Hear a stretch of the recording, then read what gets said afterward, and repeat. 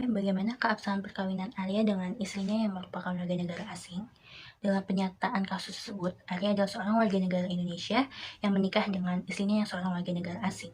Dalam Undang-Undang Nomor 1 Tahun 1974 tentang perkawinan mengatur soal perkawinan campuran.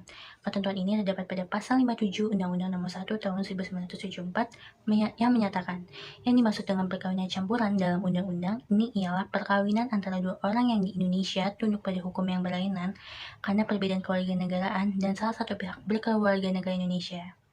Perkawinan Arya dan istri juga sudah didaftarkan ke Dinas Kependudukan setempat. Jadi keabsahannya dianggap sah karena ketentuan ini sesuai dengan pasal 2 ayat 1 Undang-Undang Nomor 1 Tahun 1974 yang berbunyi tiap-tiap perkawinan dicatat menurut peraturan perundang-undangan yang berlaku. Adapun dasar hukum dari kasus ini adalah yang pertama, Undang-Undang Nomor 1 Tahun 1974 tentang perkawinan sebagaimana diubah dengan Undang-Undang Nomor 16 Tahun 2019 tentang perubahan atas Undang-Undang Nomor 1 Tahun 1974 tentang perkawinan.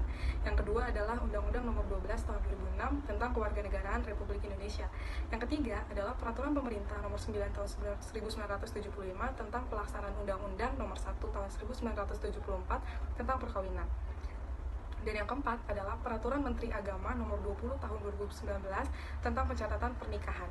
Jadi kesimpulannya dari kasus ini adalah bahwa suatu perkawinan dianggap absah atau sah apabila dilakukan sesuai dengan dasar hukum yang mengaturnya. Bagaimana keabsahan perkawinan Arya dengan istrinya yang merupakan warga negara asing? Soal harta benda dalam perkawinan, pasal 35 Undang-Undang Nomor 1 Tahun 1974 tentang perkawinan mengatur sebagai berikut. 1. Harta benda yang diperoleh selama perkawinan menjadi harta bersama. 2. Harta bawaan dari masing-masing suami dan istri dan harta benda yang diperoleh masing-masing sebagai hadiah untuk dan dalam pengawasan masing-masing pihak. Kemudian mengenai perjanjian perkawinan, prenuptial agreement, para calon suami istri dengan perjanjian perkawinan dapat menyimpang dari peraturan undang-undang mengenai harta bersama asalkan hal itu tidak bertentangan dengan tata susila yang baik atau dengan tata tertib umum. Tetapi menurut dalam pasal 29 ayat 1 perkawinan, pada waktu atau sebelum perkawinan dilangsungkan, kedua pihak atas persetujuan bersama dapat mengadakan perjanjian tertulis yang disahkan oleh pegawai pencatat perkawinan. Setelah mana isinya berlaku juga terhadap pihak ketiga sepanjang pihak ketiga tersangkut.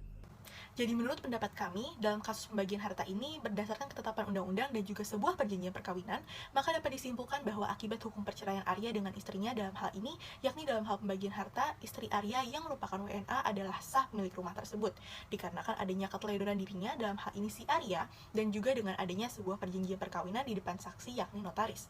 Adapun perjanjian itu berbunyi bahwa istri Arya berhak melakukan perbuatan hukum secara pribadi atas segala bentuk harta yang beratasnamakan dirinya, dan perlu digarisbawahi bahwa konsekuensi hukum pada pihak ketiga apabila perjanjian kawin tersebut tidak didaftarkan kepada pegawai di bagian pencatatan perkawinan pada kantor sipil, maka perjanjian kawin tersebut tidak mempunyai kekuatan hukum untuk mengikat pihak ketiga.